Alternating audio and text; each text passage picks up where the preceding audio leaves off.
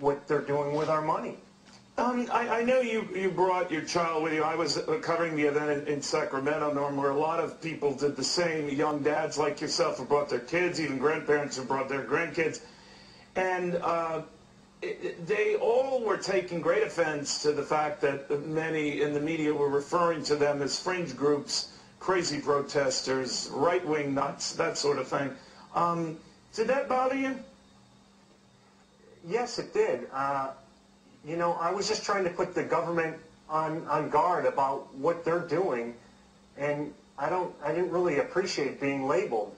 I was trying to take part in what, you know, I would think would be the normal operation of an individual in this country, as far as standing up, standing for what I believe, and then voicing my opinion. I don't think I was being offensive to anyone. I certainly wasn't trying or intending to be. But at the same point, I see things happening where we're ramming bills through Congress, we're spending trillions of dollars, and it concerns me a great deal. Can I ask you this, Norm? I know you didn't volunteer for this publicity assignment, and you got it. And I can understand your skittishness and your wife's skittishness about continuing to appear in the media. But now you become sort of this hero to many who shared this Tea Party cause. What do you think you should do now? Well, this was really, really difficult. I mean, even coming on today, my wife is just extremely, extremely nervous about what's happening. My stomach was in knots most of the day, thinking about what could possibly happen, how this could affect our lives.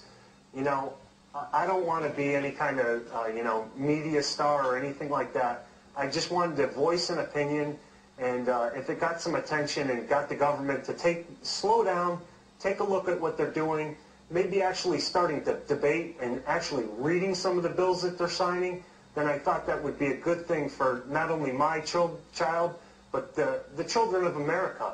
I think that we're spending an awful lot of money, and somebody's going to have to pay this money back at some point in time. And I was very, very concerned about it. Norm, I wasn't at the Chicago event. I was in Sacramento, but I've looked at this tape many times, maybe you have once or twice, and the cynic in me says, was this staged? Did the reporters stage it or set you up? I have no way to prove that. I'm just asking you about that because others who were there told me that was the feeling they had about that. What do you say? Well, I don't know, but, you know, I always used to talk with my grandmother who has long since passed, about media bias, and we're talking all the way back into the 80s, and how they used to downplay, you know, protests or speeches by different people, and then upplay other things that they wanted to push forward.